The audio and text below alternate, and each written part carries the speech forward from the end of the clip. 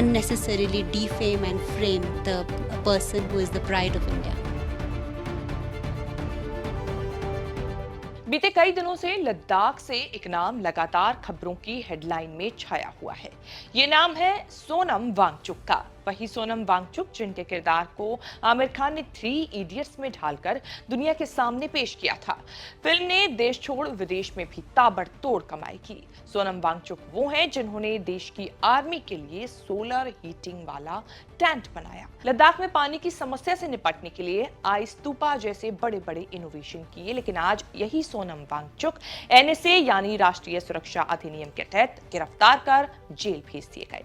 ऐसे में उनकी पत्नी ने कमान संभाली है। अपने पति की हक की लड़ाई लड़ने के लिए फ्रंट फुट पर आकर सरकार से भिड़ रही हैं और एक एक करके कई खुलासे कर रही हैं।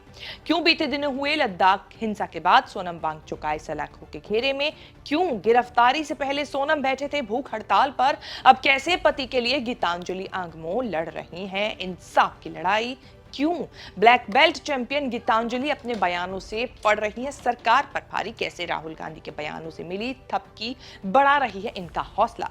बताएंगे चर्चित चेहरा के इस एपिसोड में, तो बने रहिए वीडियो के आखिर तक। नमस्कार, मैं हूं कीर्ति और आप न्यूज तक पर देख रहे हैं चर्चित चेहरा। बीते दिनों लद्दाख में हुए बवाल के बाद जो अब तक हीरो बने हुए थे वो अब विलन बन गए हैं। सोनम वांगचुक की हम बात कर रहे हैं। सोनम वांगचुक लद्दाख के वो हीरो हैं जिन्होंने फिल्मी दुनिया से नहीं बल्कि अपनी इमेज रियल लाइफ में रहकर बनाई है। सोनम वांगचुक सिर्फ लद्दाख के हीरो नहीं, वो ऐसे ग्लोबल आइकन हैं जो पर्यावरण के लिए भी खूब काम करते हैं।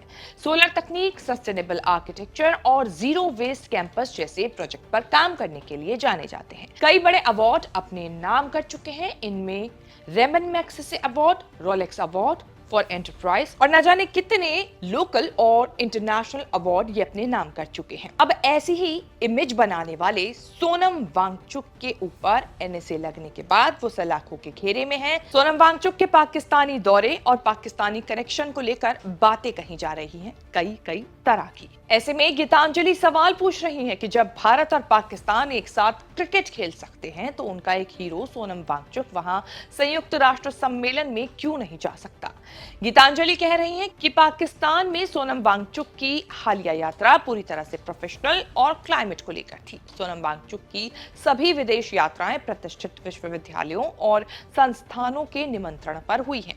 ऐसा नहीं है कि गीतांजलि पति के जेल जाने के बाद ही खुलकर सामने आई हो। वो हर समय सोनम वांगचुक के साथ नजर आती हैं। क्लाइमेट चेंज को लेकर पाकिस्तान में आयोजित जिस कार्यक्रम में सोनम वांगचुक ने शिरकत की थी उस दौरान भी वो अपने पति के साथ थी। इन सब की शुरुआत यानी कि ये जो लद्दाख में बवाल हुआ इसकी शुरुआत तब हुई जब 10 सितंबर से चल रही सोनम वांगचुक और उनके समर्थकों की भूख हड़ताल में 23 सितंबर के दिन 2 प्रदर्शनकारी बेहोश हो गए। इनमें एक बुजुर्ग महिला भी शामिल थी।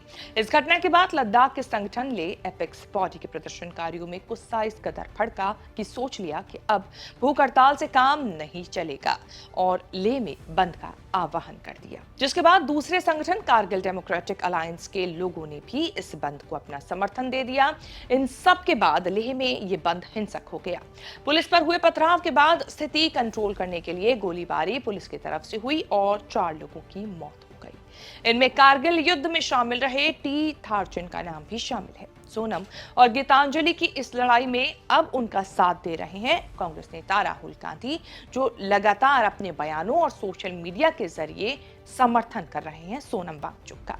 राहुल लद्दाख के लोगों के साथ शहीद टी थारचन पर चली सरकारी गोली चलने को लेकर भी सवाल पूछ रहे हैं। वहीं लद्दाख में हुई हिंसा के बाद सरकार ने अपनी प्रेस रिलीज में साफ कहा कि सोनम वांगचुक ही इन सब के लिए जिम्मेदार है। आखिर में एनएसए लगाकर जेल की सलाखों के पीछे उन्हें डाल दिया गया है। इसीलिए पति के हक की लड़ाई लड़ रही है गीतांजलि आंगमो। क्या कुछ कह रही हैं, सुनिए।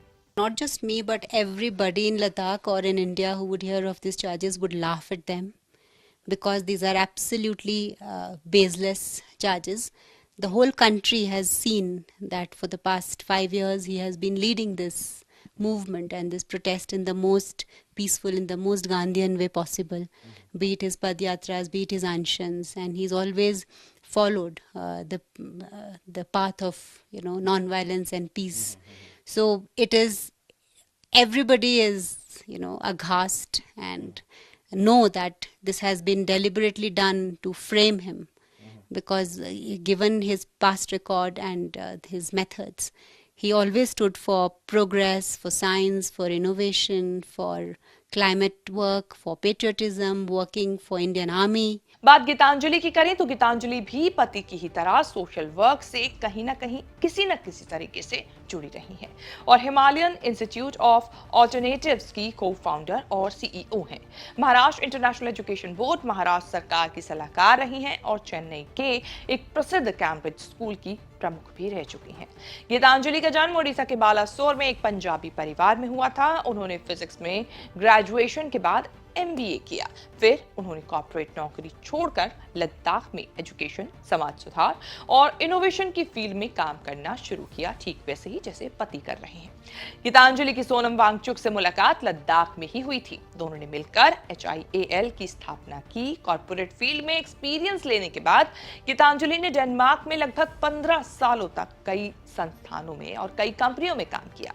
इस दौरान उन्होंने अपना सोशल वर्क लगातार जारी रखा। गीतांजलि आंगबू ने BSc की डिग्री फकीर मोहन यूनिवर्सिटी बालासोर से ली है। इसके बाद उन्होंने जेवियर इंस्टीट्यूट ऑफ मैनेजमेंट भुवनेश्वर से MBA किया। गीतांजलि कराटे में ब्लैक बेल्ट हैं। 2009 में अमेरिका में हुए वर्ल्ड चैंपियनशिप में अपने बेटे आर्यन के साथ खिताब भी जीता था। गीतांजलि के लिंक्डइन प्रोफाइल के मुताबिक वो यूनिवर्सिटी ऑफ ऑक्सफोर्ड में शावरिंग फेलो रह चुकी हैं। साल 2022 में भारत सरकार ने उन्हें women transforming India national award से सम्मानित भी किया था, लेकिन अब अपने ही पति के लिए लड़ाई लड़ रही हैं, जिन्हें भारत सरकार कई मौकों पर खुद भी सम्मानित कर चुकी है। बता दें कि साल 2019 में जब केंद्र सरकार ने जम्मू कश्मीर से धारा 370 और अनुच्छेद 35A को हटाया था, तब जम्मू कश्मीर और लद्दाख केंद्र शासित प्रदेश बन गए थे और इसी के बाद से लद्दाख को पूर्ण राज्य का दर्जा देने की मांग हो रही थी।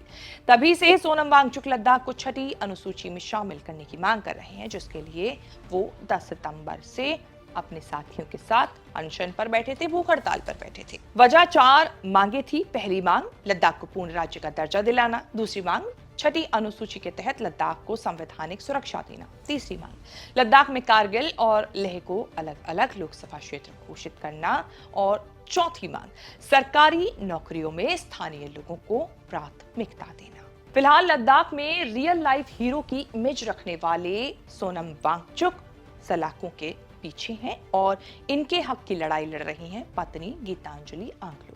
इसीलिए चर्चित चेहरा में हमने उनसे जुड़ी ये रिपोर्ट आपके सामने पेश की। उम्मीद है ये रिपोर्ट आपको पसंद आई होगी।